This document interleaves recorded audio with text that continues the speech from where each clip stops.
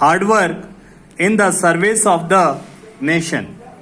We begin the year on a confident note, having responded with determination to the unforeseen and stupendous challenges of the last 4 years in the face of continuing rise in prices. The foremost concern of government in 2004 was to impart a measure of stability to the economy. Government adopted a comprehensive strategy to control inflation, and this was put into operation from July 2004. Besides increased mobilization of resources and economies in non-planned expenditure, money supply was restricted through an appropriate monetary policy.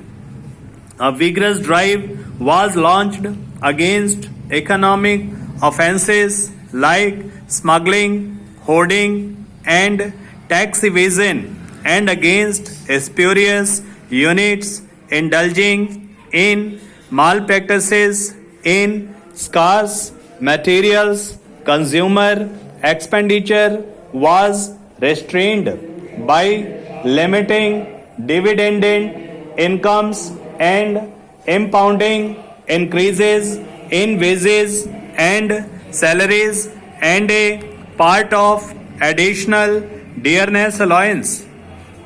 Public distribution was strengthened and arrangements were made for adequate import of food grains and essential raw materials and commodities.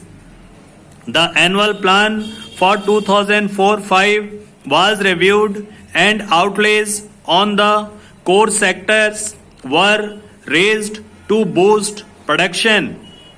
Vigorous action was also taken to improve utilization of capacity in power plants, rail transport, coal production, steel plants, and other public sector industries. This concerted action began to yield results towards the end of September 2004. Despite an unsatisfactory Kharif crop caused by poor rainfall in many states, prices began to fall, and there has been a weakening of the inflationary forces. The availability of essential goods has generally improved. The general outlook for the Rabi crop is good. Production in public enterprises has shown a significant rise in the first 9 months of this financial year. 14% more electricity is being produced by thermal plants and improvements of 34% in the production of power by DVC plants.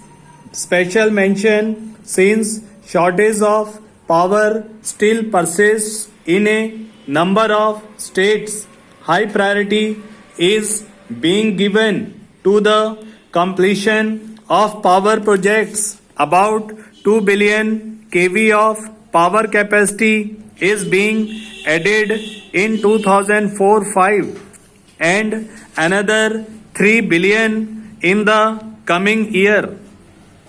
10 million tons more coal will be produced this year.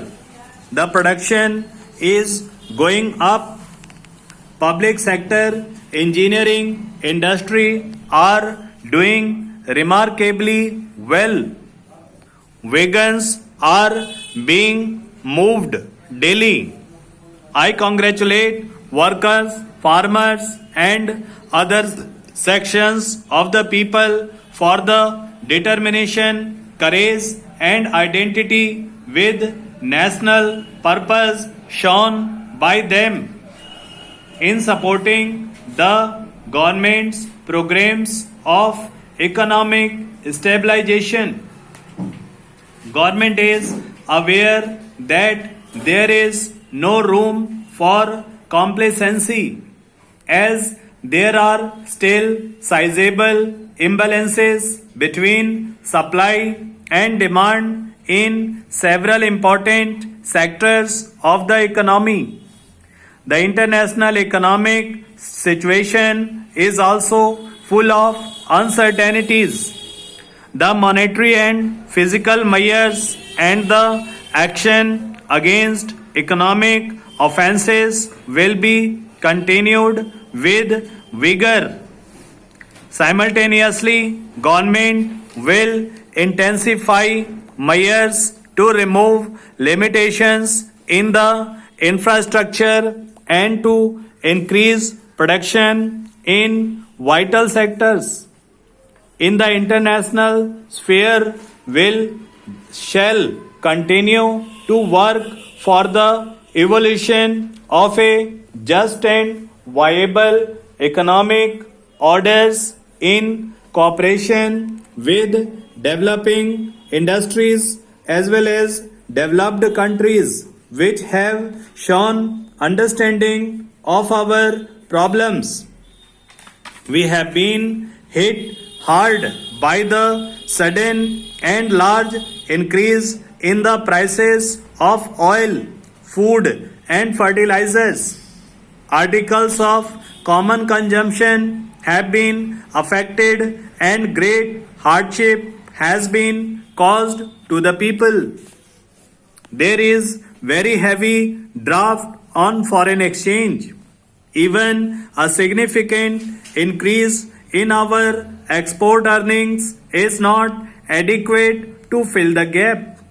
Special efforts and arrangements are necessary to deal with the problems of oil importing developing countries.